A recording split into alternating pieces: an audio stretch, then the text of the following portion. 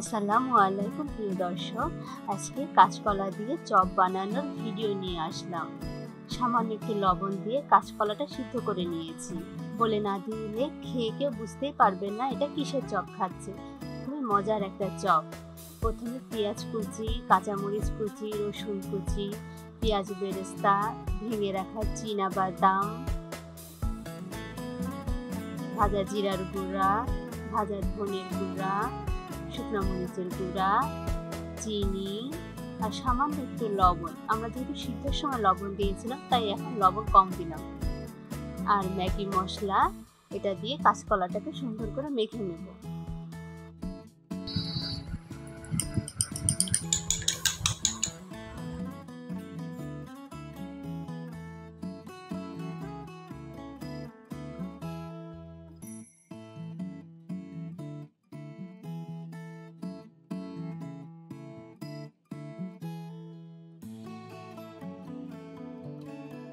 ফেটিয়ে রাখা ওই ডিমটা একটু দেব।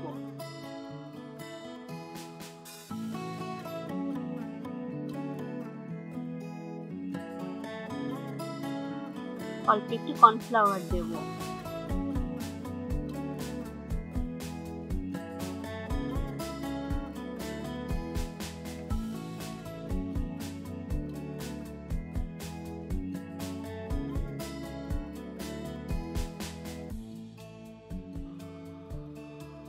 ভালো করে মাখিয়ে নিয়ে চপের আকারে তৈরি করে ফেটিয়ে রাখা ডিমটা চপের গায়ে লাগিয়ে সোনালি করে ভেজে নেব।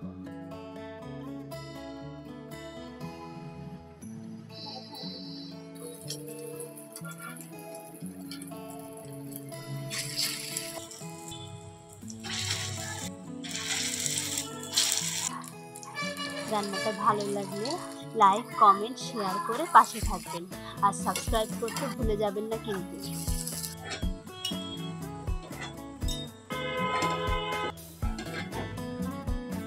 এতক্ষণ সাথে থাকার জন্য আর ভিডিওটি দেখার জন্য অনেক অনেক অনেক ধন্যবাদ।